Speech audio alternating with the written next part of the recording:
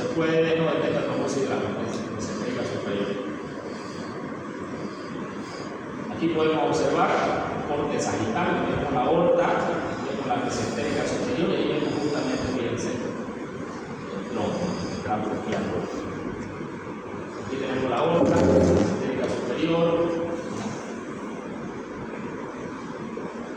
forma un ángulo perfecto. Aquí está pasando por encima de la cuarta porción, de la tercera y cuarta porción, la que divide el duodeno entre tercera y cuarta porción.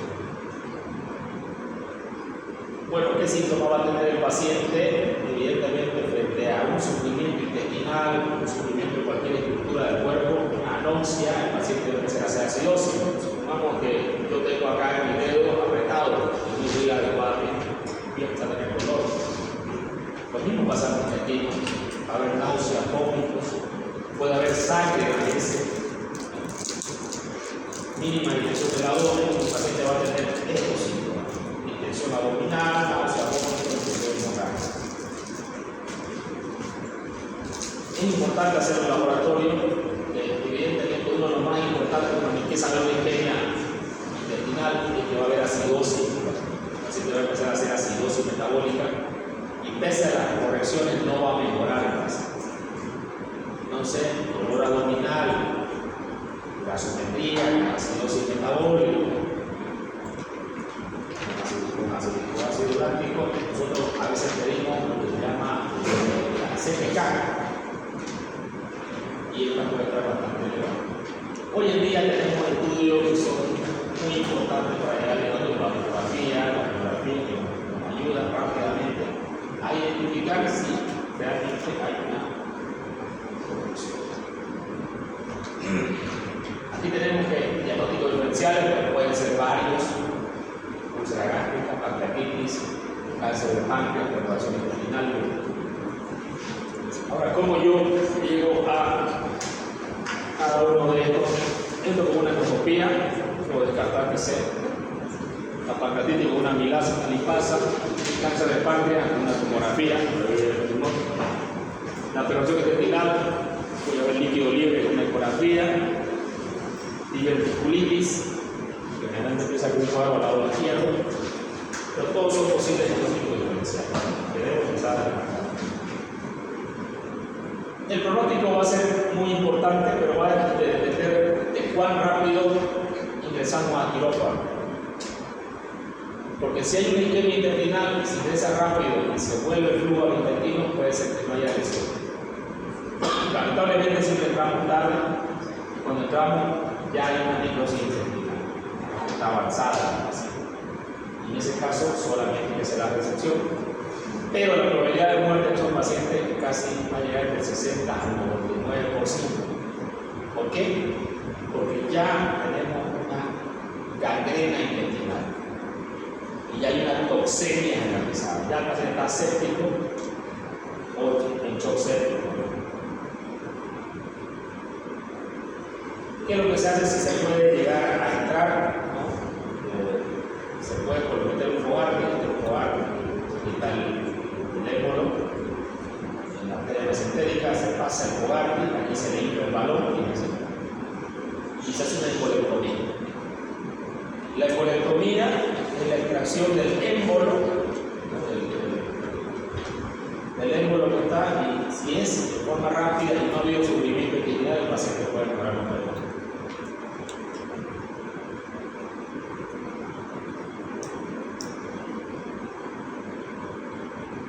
Acá tenemos la trombosis venosa, ¿no?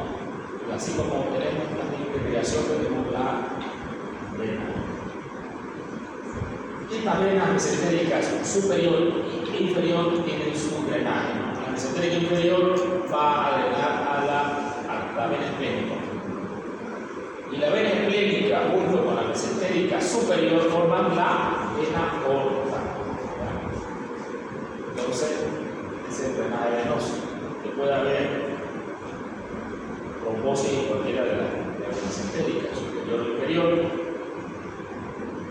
Aquí podemos observar una geografía que la isquemia como trombosis venosa, así que trombos.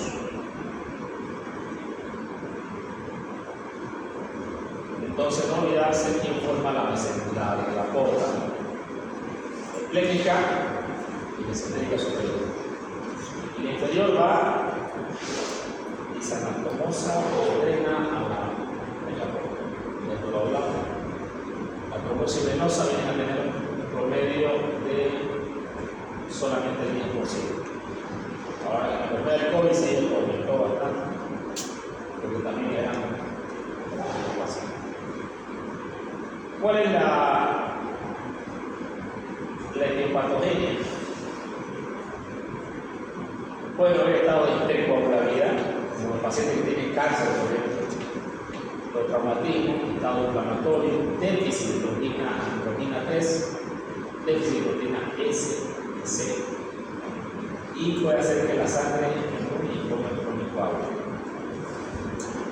De isquemia aguda o trombosis intestinal, ¿cuál es su fisiopatología? Hay una progresión transmural de la mucosa de la serosa porque no puede drenar la vena y no se empieza a desmatizar.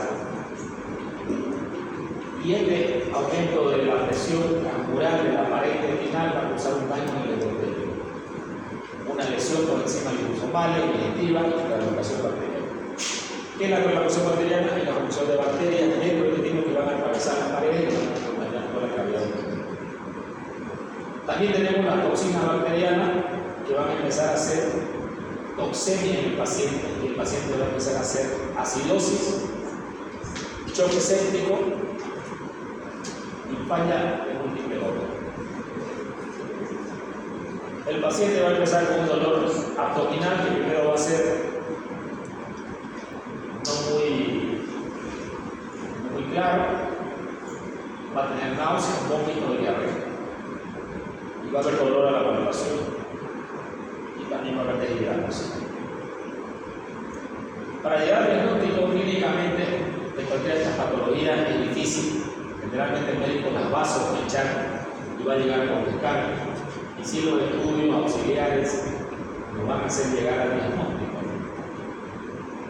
como la tomografía, para poder valorar el cuadro. Ya dijimos los diagnósticos diferenciales, son cuáles de los isquemia, pancreatitis, trombosis arterial, cáncer de páncreas, perforación intestinal, diverticulitis. El pronóstico va a depender de qué tiempo nosotros entramos al quirófano y encontramos la patología. Mientras más tiempo pase, peor. ¿No? Aquí ustedes pueden ver ya una necrosis, ya aquí hay necrosis, no hay isquemia. Isquemia es cuando le falta irrigación y hasta las 6 horas de repente podemos revivir esa estructura. Pero pasado ese tiempo hay que hacer resección. El pronóstico va a depender de cuánto tiempo pasó y ya hay toxemia en el paciente y del estado del paciente. Hablamos de isquemia aguda, la trombosis venosa, en algunos casos podemos usar como tratamiento en las fases iniciales los fibrinolíticos. ¿Cuáles son los fibrinolíticos? Tenemos dos fibrinolíticos que podemos usar. Esto es importante tener en cuenta que no es lo mismo que decir los anticoagulantes, la heparina. Siempre hay confusión. Cuando hablamos de fibrinolíticos que van a destruir el coágulo, son fibrinolíticos.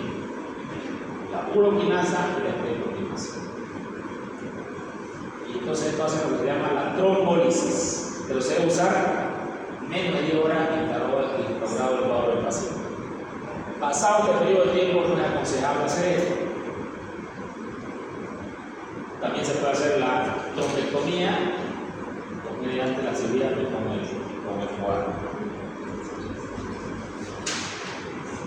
La laparoscopía primera elección y la laparoscopía segunda opción para resección de la porción linfática. La laparoscopía es investigar la lesión que tiene el paciente.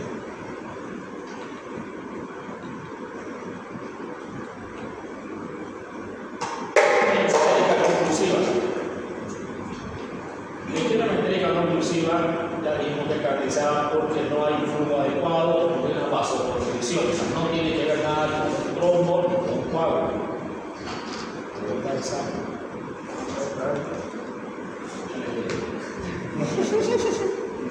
La isquemia mesentérica no oclusiva afecta a pacientes generalmente mayores de edad, por encima de los 50 años, y constituye el 20% de los casos de isquemia mesentérica. una mortalidad del 50% y puede llegar inclusive hasta el 100% en pacientes que tienen mayor de 80 años.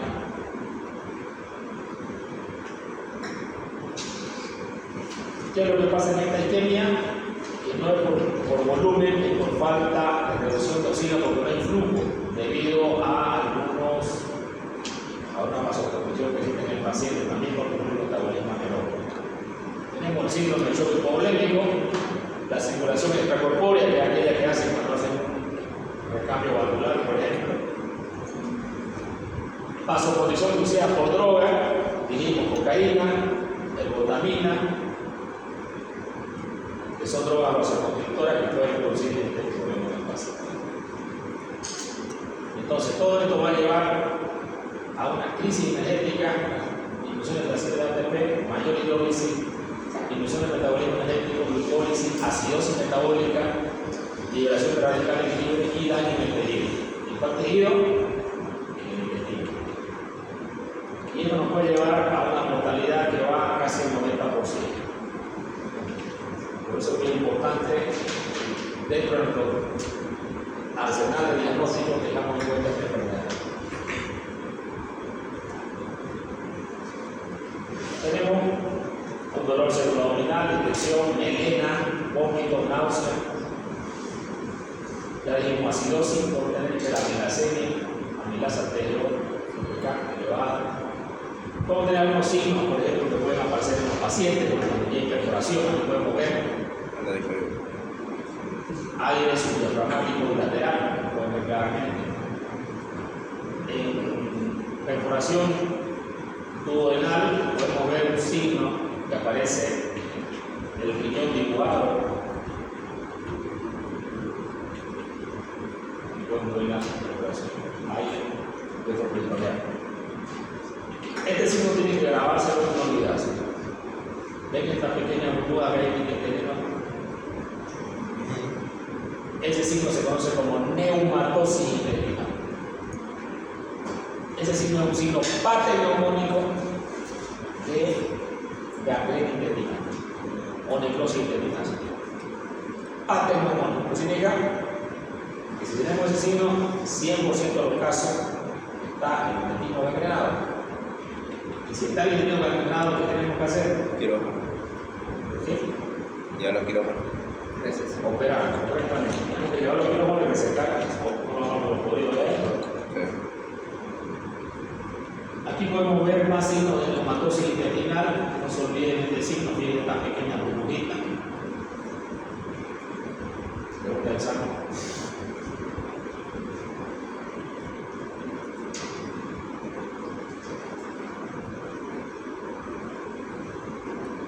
Aquí tenemos la arteriografía, donde se puede ver también, ¿no?, irrigación, la arteria córdica media, la arteria córdica derecha, la arteria ilocólica, la arteria marginal del pulmón, las arterias iliares, que se pueden observar adecuadamente.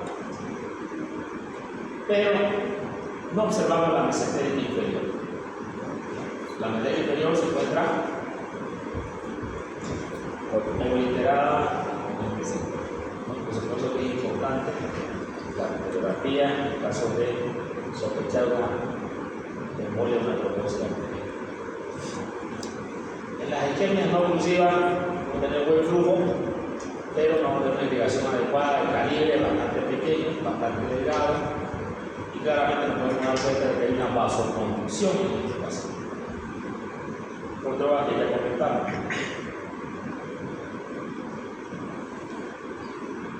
Tratamiento profiláctico de hipotensión.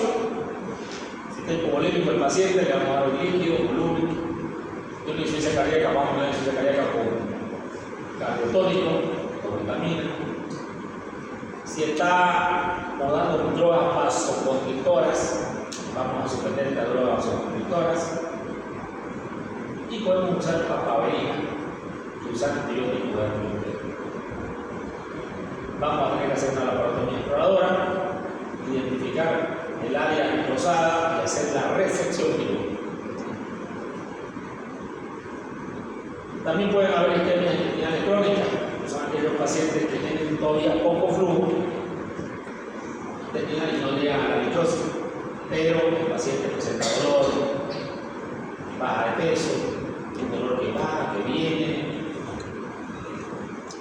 y muchas veces son intestinos que están en un sufrimiento constante. Este paciente no puede digerir alimento adecuadamente, se distiende. Cuando hablamos de estas isquemias, lo más importante es puede tener el tiempo. El tiempo diagnóstico es importante y el tiempo de tratamiento. Mientras más demore entrar al paciente al quirófano, mucho peor será el diagnóstico del paciente y la mortalidad va a aumentar bastante. Lo que no debemos perder tiempo, estamos en el siglo XXI y gozar de estos estudios como la tomografía, la abdomen, la angiografía, ir rápidamente a este estudio y evidentemente algo que es importante es que tenemos problemas con los médicos que no saben evaluar una tomografía adecuadamente. Inclusive pacientes que han tenido el diagnóstico por el radiólogo indicando neumatosis intestinal, a poner una paciente que llevaba ya 5 días con el diagnóstico, pero nadie la operaba. Pero la paciente estaba en su cama, tranquila, aparentemente. Y cuando entramos, evidentemente había necrosis. Si hay neumatosis, hay queja. No puedo no entrar al quirófano. Teníamos profesores de tesis humanos que no habían decidido entrar, pero había tranquila la paciente. Cuando lo más importante son los estudios objetivos, ¿no? O es importante la clínica. La clínica es objetiva. Un paciente esté caminando, no esté perforado. Un paciente no le duele el abdomen, no significa que no tenga una necrosis, en este caso. Pero doctor, ¿no tendría también signos de shock o sepsis? Puede tener, pero esa paciente no lo tenía completamente. Estaba con patóloga vasoactiva, estaba ahí. Hay pacientes que no hacen mucha inflamación, que son los pacientes mayores de edad, o los pacientes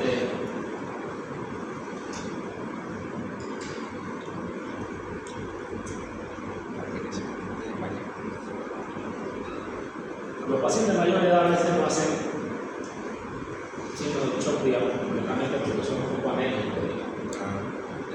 Pero frente al signo, uno debe, signo objetivo, una tomografía, encontrar.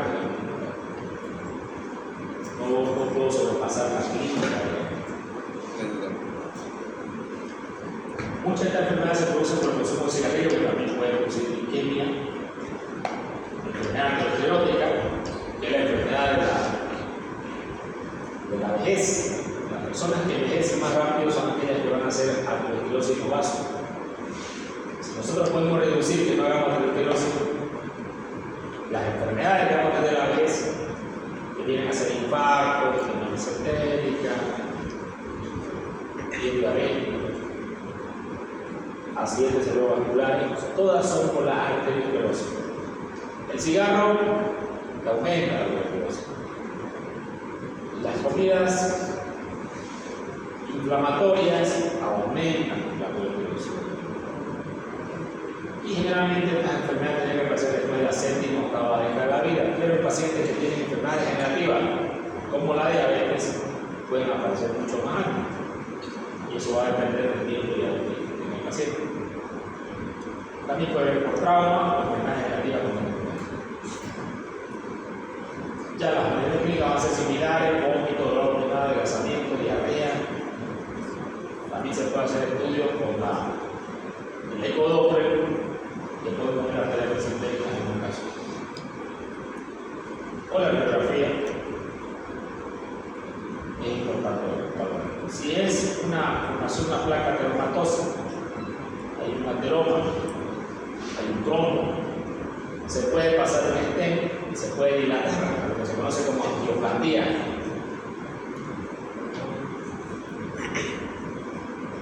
O también se puede hacer la enterectomía del trombo, que viene a ser sacar el trombo.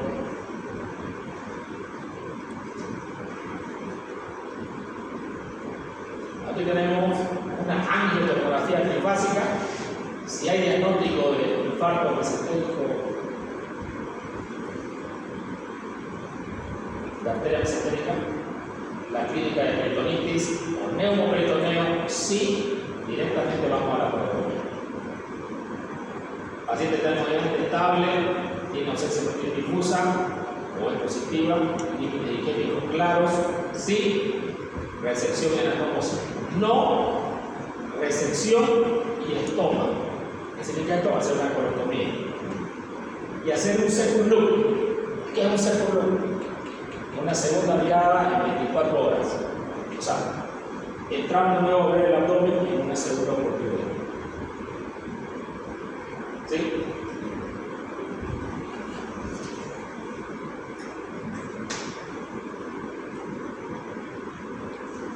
En el caso de enfermedad arterial mesentérica superior, podemos hacer embolectomía abierta. En el caso de trombosis arterial mesentérica superior, podemos hacer stent. ¿Qué es el stent? Es un puente que se mete dentro de la arteria y se va a dilatar la arteria.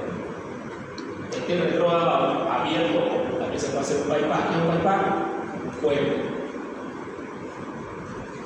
Trombosis mesentérica, trombosis venosa mesentérica no permanezable, se realiza quirúrgica. Y esto va a depender mucho de un equipo multidisciplinario, cirujano vascular. Los cirujanos se llaman angiovasculares o endovasculares, aquellos que hacen procedimientos con angiografía dentro de la arteria. ¿No? Y eso va a depender de estos tres tipos de cirujanos y del paciente.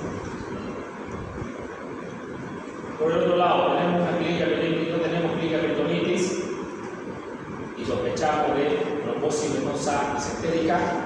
Iniciamos anticoagulación con heparina, sin entrenamiento clínico.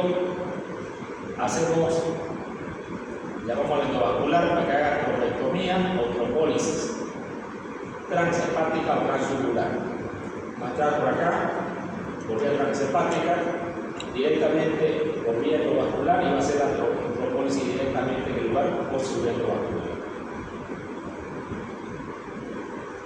Si sospechamos de trombosis arterial mesentérica superior o de poliarteria mesentérica superior, pedimos una tomografía y si observamos ausencia de captación de contraste, neumatosis intestinal o gastrointestinal, sí, cirugía general ahora, rápidamente. O si hay experiencia en la laparoscopía y hay laparoscopio, no, va a ser lo que yo la laparoscopia.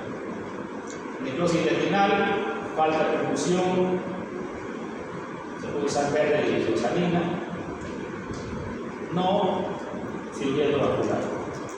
Sí, podemos hacer cualquiera de estas, viendo cuál de estas es, si es una trombosis arterial superior, si es una trombosis de vena arterial superior, o si es una embolia arterial superior, cualquier tratamiento que ya vimos acá.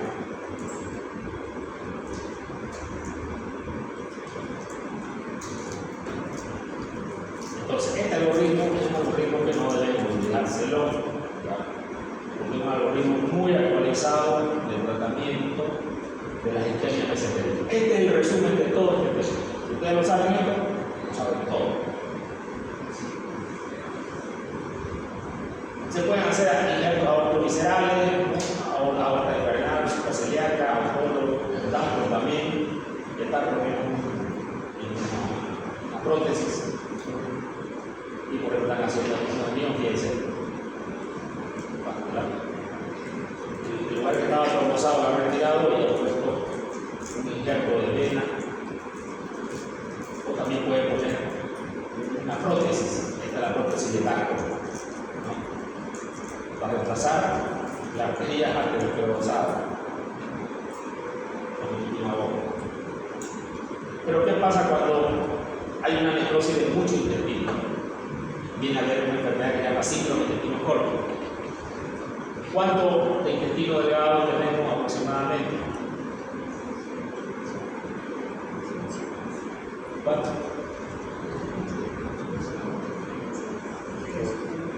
¿Cuánto?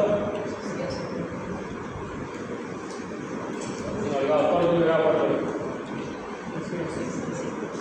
¿Cuánto? 6 o 7. Ya.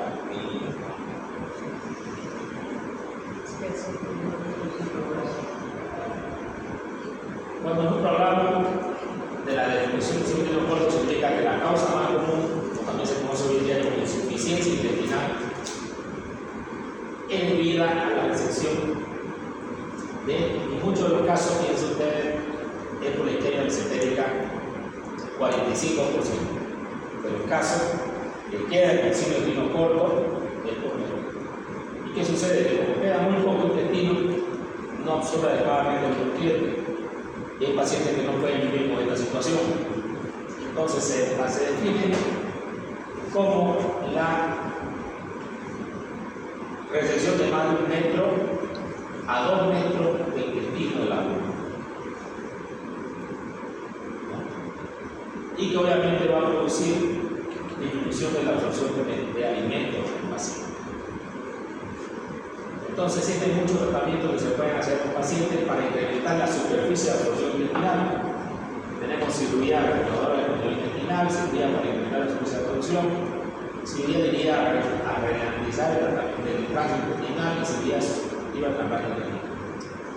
Todas estas de acá lo que van a hacer es darle la vuelta al intestino en ciertas partes para que el intestino vaya disminuyendo, o tratar de hacer ampliación del intestino haciendo que se haga más grande.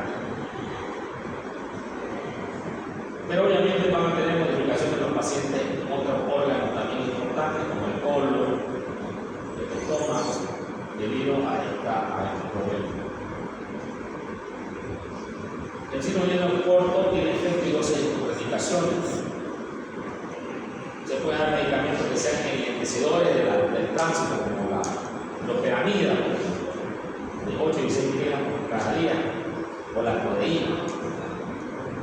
Podemos darle inhibidores de los protones como el omeprazol 2 veces al día, coletiramina, que es para controlar la colorrea, que viene a ser la bilis, que sale por las heces fecales.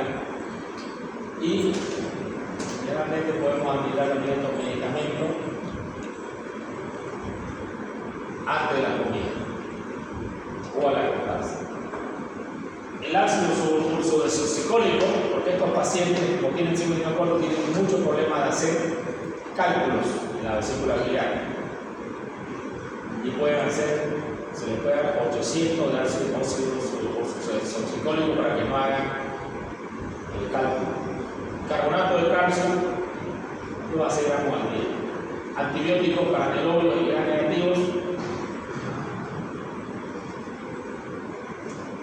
Y también se puede usar oclotide, que es un inhibidor de la secreción intestinal, de 100 a 300 microgramos al día.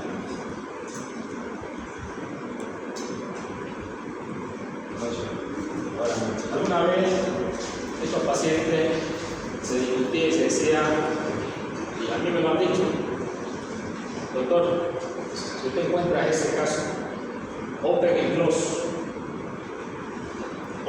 que abre, lo ve cruzado y cierra.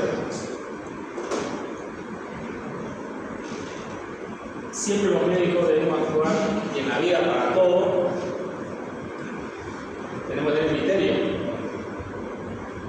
Como médico no puedo abrir y dejar con las vísceras podridas al paciente adentro, o sí. No, porque se van a morir rápidamente de sed. Pero sí es mucha el área intestinal resecada. También pueden morir por intestino corto. Pero siempre yo tengo que darle la opción al paciente. Cuando yo era cirujano más joven, recién salido, tal y trabajaba, me discutí con unos cirujanos mayores porque yo decía, abre y cierra, no tiene nada que hacer. Yo le dije que sí se puede hacer algo, o sea, no podemos no hacer nada, o sea, no podemos ver morir a alguien sin hacer nada. A menos que la familia diga no le haga nada, eso es diferente. Y justamente hay trabajos donde muestran que la nutrición domiciliaria, esta paciente, por ejemplo, ustedes ven acá, le van a colocar una mochila con nutrición parenteral. Esta nutrición parenteral Hay pacientes que la reciben durante 13 años, 14 años, todos los días. Y niegan una sobrevida bastante con esta enfermedad insuficiente renal. Yo no le puedo quitar ese open and close, es quitarle la oportunidad al paciente de vivir ese tiempo. Evidentemente, en ese tiempo que vamos a más de 20 años acá, probablemente no tenemos las condiciones acá, pero ya en otras partes se hacen. Y acá también se hace detección para el médico. Entonces, yo no puedo quitar jamás a los pacientes la sobrevida de los pacientes. Aquí tenemos nosotros, fíjense, 8 años de institución para entrar domiciliaria de pacientes adultos. Este es trabajo del 2020. Entonces, muchas veces cuando nosotros no sabemos las cosas, podemos hacer cosas erradas por falta de conocimiento. Yo la verdad que nunca lo hice, nunca estuve de acuerdo, siempre acercaba. Y hemos visto respuestas de pacientes que no llegan a hacer incluso por pasar. Ese número que llega más de 2 metros, no hacen, se adaptan. ¿Por qué? No sé, nadie sabe eso. Porque algunos sí se adaptan. Ese es el estudio, que dan las conclusiones. Se lo trae para que vean 76 pacientes. Y bueno, ¿cuál es la otra alternativa de estos pacientes? El trasplante intestinal. Este es un libro de 2021. El trasplante intestinal tiene mucho rechazo todavía. Y es por eso que todavía la cirugía es fácil. El problema es que los pacientes rechazan muy rápido porque saben que el intestino es hormonas, un montón de cosas que todavía no se puede tratar de dar. Entonces sí tiene mucho rechazo. Y por eso que todavía no funciona de cada vez, pero se hace.